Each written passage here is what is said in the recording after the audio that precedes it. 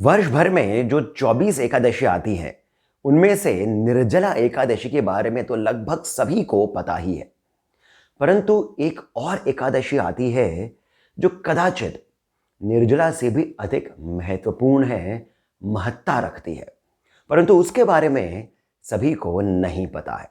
तो आज के इस वीडियो में हम बात करेंगे उस एक एकादशी की जिससे ही जो वर्ष भर का एकादशी का व्रत होता है वो आरंभ होता है। अर्थात कई लोग हैं जो महीने में 2 एकादशियां वर्ष भर के लिए रखते हैं, यानी इन 24 एकादशियों का व्रत करते हैं। वो जो व्रत होता है वो इस ही एकादशी से आरंभ होता है।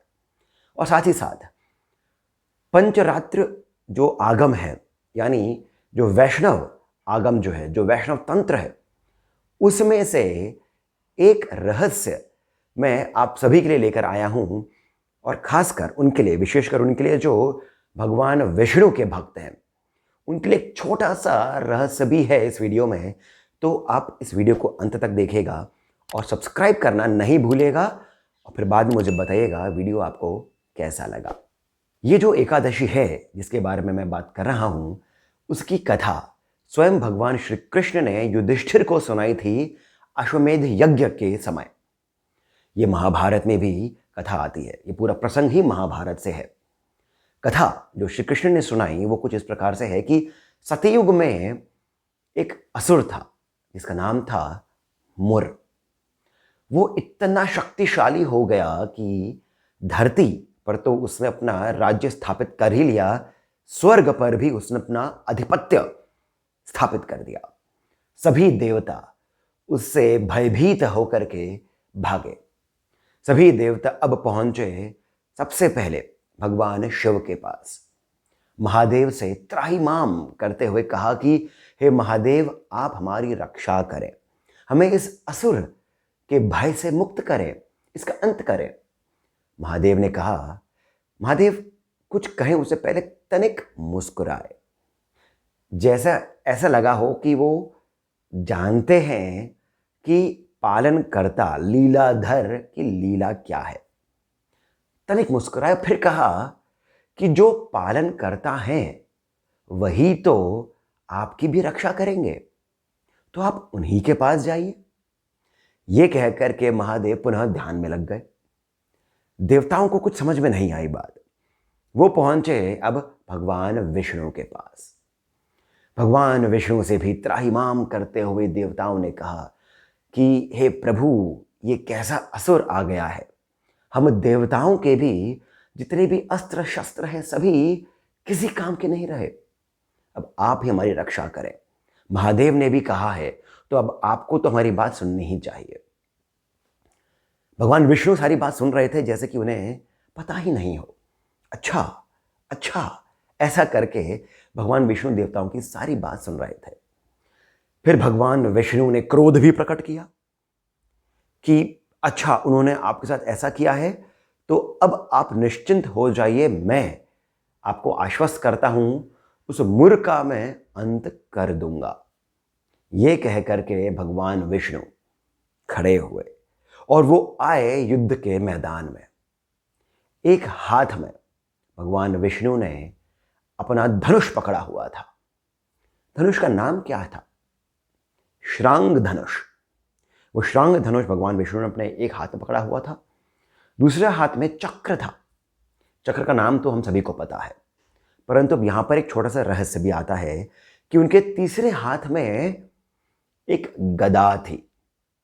भगवान विष्णु की ऐसी मूर्ति या फिर ऐसा चित्र हम में से लगभग सभी ने देखा भी होगा, जहां पर उन्होंने एक गदा को पकड़ा हुआ है।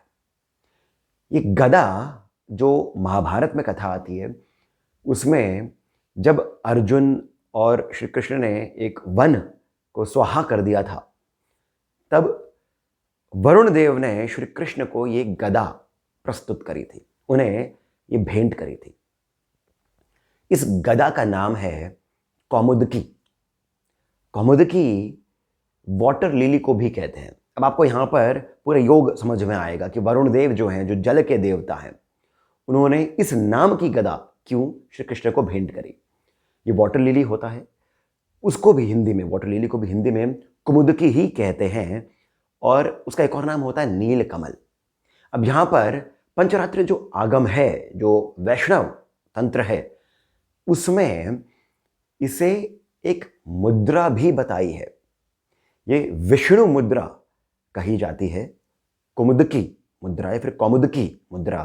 कौमुदकी का अर्थ जो होता है वो ये कि जो मन को बांध दे।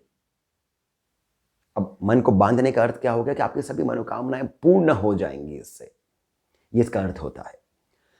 परंतु जो योग है उसमें, अब योग भी मैं जो हमारा आध्यात्मिक योग होता है मैं उसके बारे में बात नहीं कर रहा हूँ, आध्यात्मिक योग के बारे में बात नहीं है। जो योग है जिससे हम अपने शरीर को स्वस्थ रखते हैं मैं उसकी बात कर रहा हूँ। उसमें भी इस कुमुदकी मुद्रा के बारे में चर्चा करी जाती है। मुद्रा कुछ इस प्रकार होती है, ये कुमुदकी मुद्रा कही जाती है। ठीक है, ये मुद्रा ऐसे करके हम चेहरे तक लेकर के आते हैं और ऐसे करके हम बैठते हैं। जितनी देर बैठ सके हम वैसे बैठ सकते हैं। ये कुमुदकी मुद्रा है। ये जो मुद्रा है इससे बॉडी डिटॉक्सिफाई होती है। जितने भी आपके बॉडी के रसायन इत्यादि जो खाने पीने की वजह से, हवा पानी की वजह से आ जाते हैं, मन के विकारों की वजह से, विचारों की वजह से जो आ जाते हैं, वो सब बॉडी से निकलते हैं। इससे एंग्जाइटी कम होती है, इम्यूनिटी बढ़ती है, बहुत सारी चीज़ें इस एक मुद्रा से होती है। इस प्रकार से इसको लगाया जाता है, बैठा जाता है। अब हम समझ में भी आ गया हमें कि ये मुद्रा भी क्यों है, कुमुदकी है। ये वाटर लिली का ही पोज है, वो जो फूल होता है नीलकमल। अब ये जो गदा है ये लेकर के भी भगवान विष्णु आ गए युद्ध के मैदान में। एक हाथ उनका खाली था। युद्ध हुआ मुर के साथ, भयंकर युद्ध हुआ, परंतु ना ही श्रांग धनुष कुछ कर पाया, ना ही सुदर्शन चक्र कुछ कर पाया, और ना ही ये कुमुदकी गदा। भगवान विष्णु ने अपने सभी शस्त्र त्यागे और फिर वे आ गए मल्ल युद्ध करने, अर्थात हाथों से युद्ध हो रहा है। अब युद्ध आरंभ हुआ मुर और भगवान विष्णु के बीच। मुर के प्रहार भगवान विष्णु को लग ही नहीं रहे थे। ऐसा लग रहा था जैसे फूल बरसा रहा हो मुर भगवान विष्णु पर। परंतु भगवान विष्णु के जो वार थे वो मुर को थका रहे थे, उसे लग रहे थे, परंतु वो रुक नहीं रहा था। तो ऐसा समझ में नहीं आ पा रहा था कि जीतेगा कौन। जीतना तो भगवान विष्णु को ही चाहिए, परंतु मुर हारेगा कब, कुछ समझ में नहीं आ रहा था। जब ऐसी स्थिति आ गई तब भगवान विष्णु ने युद्ध को बीच में ही छोड़ दिया और फिर वे चले गए बद्रिकाश्रम। बद्रिका आश्रम की एक गुफा में बैठ करके भगवान विष्णु योग निद्रा में चले गए। ये विचित्र सा उनका व्यवहार हुआ। मुर को लगा कि वो तो जीत गया, और जीत के अहंकार में उसने ये तय किया कि अब वो भगवान विष्णु का अंत भी करेगा, केवल ऐसे ही जाने नहीं देगा। परंतु उस मूर्ख को क्या पता था कि ये तो लीलाधर की अपनी ही विचित्र सी लीला है। मुर भी पहुंचा बद्रिका आश्रम। बद्रिका आश्रम की उस गुफा में जहां पर भगवान विष्णु योग निद्रा में थे। उसके लिए तो भगवान विष्णु सो रहे थे। उसे लगा जब तक ये सो रहे हैं तभी इनका अंत कर दिया जाए। उसने अपनी तलवार निकाली और पीछे से आकर के भगवान विष्णु पर वो प्रहार करने ही जा रहा था, तभी भगवान विष्णु की नाभि से एक तेज पुंज उभरा। एक तेज, एक प्रकाश, एक उसका गोला, एक ऐसी ज्योति भगवान विष्णु के नाभि से प्रकट हुई जिसको देखा नहीं जा सकता था, जिसकी ओर आप एक क्षण के लिए भी देख नहीं सकते थे। मुर की भी आंखें चौंधिया गईं। उसने भी अपने चेहरे को बचाया उस प्रकाश से। वो प्रकाश जो था वो मुर से भी अधिक विशालकाय हो गया और उसने एक देवी का रूप ले लिया। जब तक मुर कुछ समझ पाता, उन देवी ने मुर को उसके बालों से पकड़ा और धरती पर पटक दिया। और फिर इससे पहले कि मुर कुछ उठने का प्रयास कर पाता, इन देवी ने खड़ग से मुर का धड़ शरीर से अलग कर दिया। मुर का अंत हो गया। इतना जब शोर हुआ, भगवान विष्णु योग निद्रा से बाहर आए। उन्होंने देखा मुर तो धरती पर गिरा पड़ा है और एक अत्यंत लावण्य युक्त, अत्यंत सुंदर, तेजोमय एक देवी सामने खड़ी है। भगवान विष्णु ने कहा, देवी आप कौन है, आपका नाम क्या है? उन देवी ने हाथ जोड़ करके कहा, प्रभु मैं तो आप ही के शरीर से प्रकट हुई हूं, मैं तो आप ही का तेजपुंज हूं।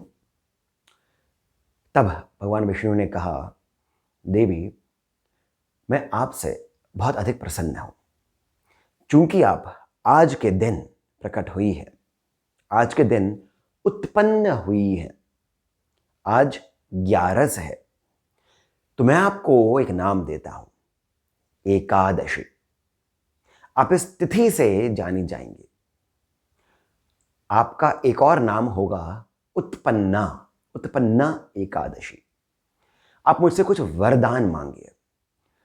तब देवी ने कहा, प्रभु मैं कुछ नहीं चाहती, परंतु यदि देना ही है तो एक कृपा कर दीजिए कि मेरा नाम, मेरी ख्याति, मैं किसी भी यज्ञ, किसी भी पूजा में प्रधान रहूं, इस प्रकार से कि यदि कोई मुझे प्रसन्न कर दे तो उसे आपकी भी कृपा सहज रूप से मिल जाए, उसके सारे काम बन जाएं, आपकी ऐसी कृपा उस पर पड़ जाए जो केवल मुझे ही प्रसन्न कर दे।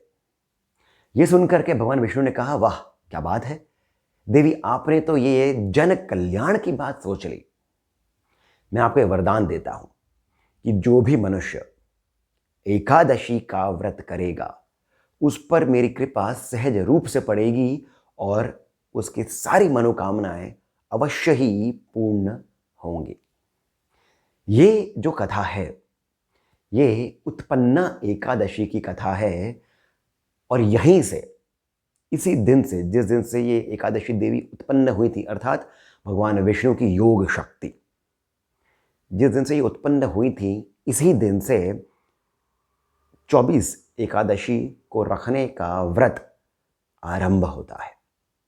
इस कथा में एक और कथा आगे आती है कि भीम ने जब ये कथा सुनी थी, भीमसेन ने, तब उन्होंने कहा था कि प्रभु ये तो मेरे लिए बहुत कठिन कार्य है, भूख और मैं जो हैं वो तो हम शत्रु हैं, ऐसा कैसे हो सकता है कि मैं उस दिन कुछ नहीं खाऊं? कृपया कुछ तो उपाय बताइए मेरे लिए। मैं एक भी क्षण जब मुझे भूख लग जाए मैं खाए बिना नहीं रह सकता हूं। या तो आप बात कर रहे हैं कि महीने भर में 2 बार मैं भूखा रहूं, वर्ष में 24 बार नहीं हो सकता है, कुछ उपाय दीजिए। तब निर्जला एकादशी की बात आई कि यदि आप इस एक तारीख को, इस एक दिन केवल जल ले लें और एक ही व्रत कर लें, ये तो आप कर सकते होंगे, तब भी आपको उतना ही फल प्राप्त होगा। तो इस प्रकार से ये एकादशी की कथा है। तो आप में से यदि कोई इस व्रत को आरंभ करना चाहता है तो ये जो तिथि आ रही है ये बहुत ही शुभ है। यहीं से सारी एकादशियां आरंभ होती है। आशा करता हूं कि आपको ये छोटी सी कथा है ये सुंदर लगी होगी। वो जो छोटा सा रहस्य था ये भी आपको सुंदर लगा होगा, और जो एक जानकारी थी भगवान विष्णु की गदा के बारे में वो भी आपको सुंदर ही लगी होगी। यदि ऐसा है तो कृपया करके इस वीडियो को लाइक अवश्य करिए, कमेंट सेक्शन में जाकर के मुझे बताइए कि वीडियो कैसा लगा, सब्सक्राइब करना नहीं भूलें, और कमेंट सेक्शन नहीं, जो पहला कमेंट पिन है और जो डिस्क्रिप्शन बॉक्स में भी दिया हुआ है वहाँ से जीपे, पेटीएम इत्यादि के माध्यम से जितना अधिक हो सके आप हमें श्री सहयोग अवश्य प्रदान करें, बहुत अधिक प्रोत्साहन मिलता है। इसके साथ मैं सिद्धार्थ अब आपसे भी जानकारी लेता हूँ। धन्यवाद।